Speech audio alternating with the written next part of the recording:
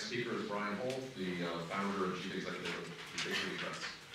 Okay, I'll be really quick. 10 minutes is roughly? Yeah, 10, 12. Yeah. Okay. So I was asked to talk about what we do with publishing alternative types of scientific outputs, so not just results, but everything else. So that's what we do with what we call our meta-journal platform. And the aim of this is really to make research more reproducible, make it more efficient, and enable new types of research by making other types of outputs available. This is a very quick overview of us. I'll just jump very fast through it. I mean, one of the things we do as a company is we're trying to relocate a lot of publishing back to the university sector to try and get more university press type publishing going. I won't concentrate on that today, but that's sort of the overview of us. And what we're trying to do is through that is to be closer to researchers. It's very much what was mentioned in one of the earlier talks about being closer to the community, being more responsive to researchers overall. And so this is a heavily redacted slide that I show sometimes, which many early biologists laugh about. But it's basically saying that the reason we're an open access publisher is because we believe in the way that scientists communicate is based on the social contract of science. And everybody here knows, it's about making sure that you disseminate work as widely as possible in the community. You allow people to validate your work and you allow people to build upon it.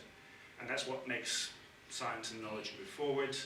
But really we're 100% open access in what we do because it's the only way to do that efficiently. So if you're building in barriers to dissemination, then that's what Geoffrey Bolton of the Royal Society, to paraphrase him slightly, would say is scientific malpractice. You're blocking the efficient communication of science. So to us, it's a complete no-brainer to be an open access publisher. Now we can say that because we started recently and we don't have a legacy of old publishing models.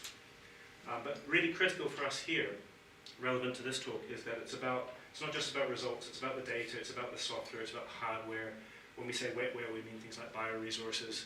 It's everything possible that a researcher produces as part of their workflow needs to be shareable. And so that's what the platform is really designed to do. And what we talk about when we speak to researchers is that there are tons of benefits, individual ones.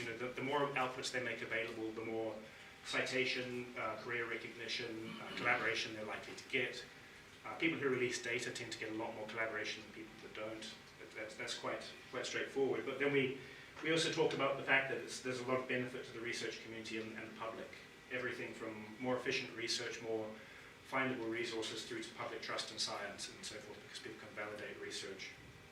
And one of the other reasons we show this really is that we use this as a guide to developing our platform. We try to make sure that everything we do brings out all of these benefits as much as possible. So the basics of the meta-journal model are we want to have a very low barrier to data publication, but not just to data. So everything has to really make it easy for researchers to share. So we have a very low APC of about £100. And there are lots of reasons for that, because the papers we're talking about publishing are much shorter, etc. I'll explain that. We have no questions asked waivers. We don't have any barriers to people publishing at all.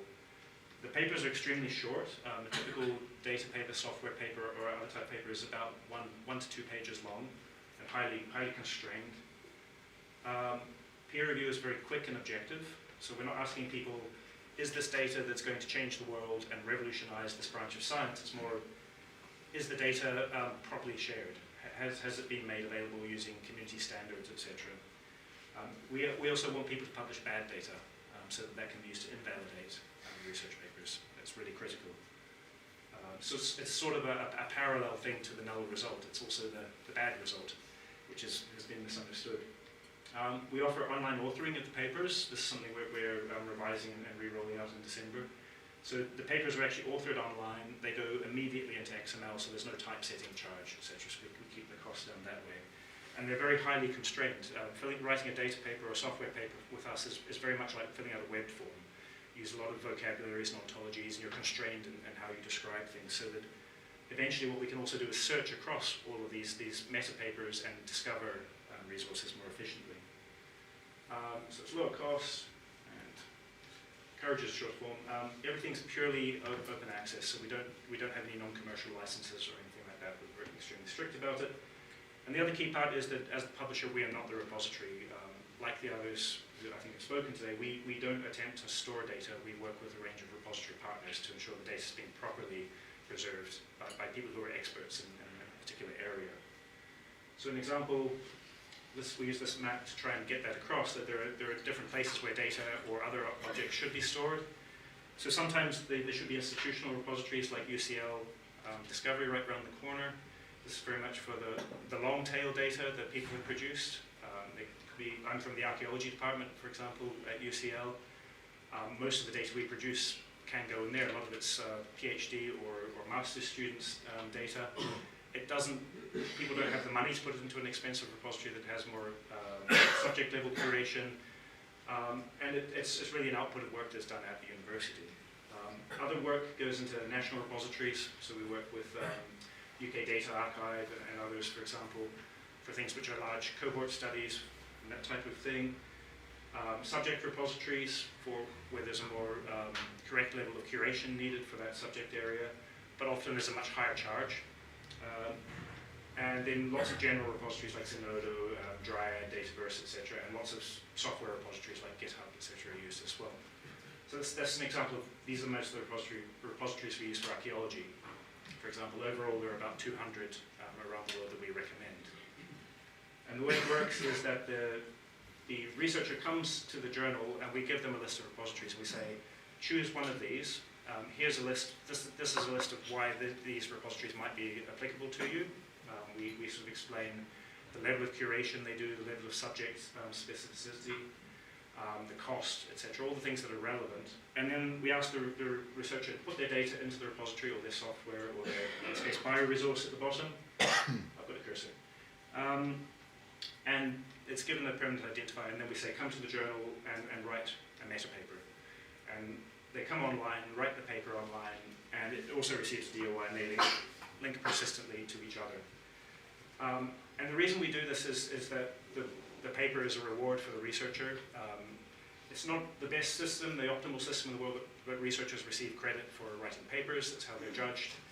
And it's a motivation for the researcher. So the person who writes the data paper or the software paper is the person who created the data or software. They might end up being the fifth or sixth author on the research paper. This is a way for them to be first author and receive an appropriate level of recognition. The other reason is that it's easier to cite papers. So papers get put into the reference list. They don't get stripped out by publishers. The anecdote I always give is that we once wrote a paper about how important it is to use DOIs in research, and the publisher stripped out all the DOIs. So as publishers, we do some funny things. And that was a major publisher. Publishers strip out data citations quite often, even the best ones, because they don't always know what it is. Their typesetters don't know what they are. Authors put the citations in places like the acknowledgements or the abstract or the methods section, whereas if they're citing a paper, it just goes straight into the reference list and it stays there. And because it has a cross-ref DOI, we can then track all of the citations, etc. So we do this with books. You can track the citations, the tweets, etc. because the DOI is more usable. The other thing we do is we also make sure they're fully machine readable, so people can discover the data and the software and so forth through text-to-data. And so the other side to that is just making sure that the papers are fully machine readable. And that means that the XML should be highly semantic, there should be RDF behind them, and we use ontologies like Cyto to actually describe what the relationship is of the paper to the resource and where it's located. And so we have a series of data journals, now starting off with archaeology, because that's my field, it's a good experiment, moving into psychology because there was a massive scandal in the Netherlands with Diederik Stapel a few years ago where he falsified, goodness knows, 40 years worth of data and has now had something like 75 paper retractions or something like that. Ruined several careers. Luckily now we're about to publish his bad data, as an example. Health data, because that's high impact, we need to get health data out there and being shared. And humanities data, because really there's a massive long tail of data throughout the humanities which isn't being shared, and we need to encourage that.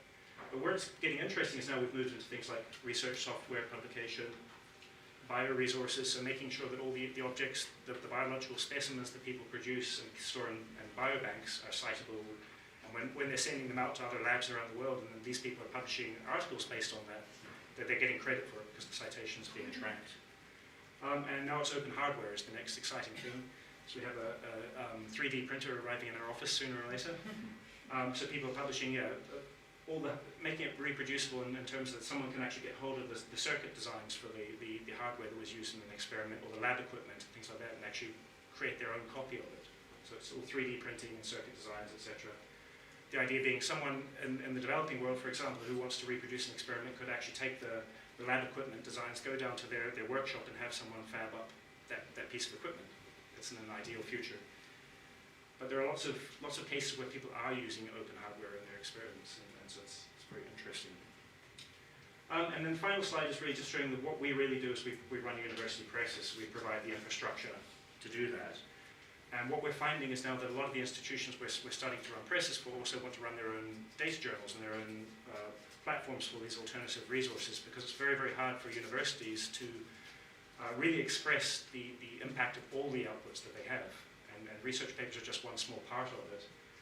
So we'll be seeing in the next year some quite large data journals and software journals being launched by universities as well, to try and get that whole long tail of data out, often into the institutional repository.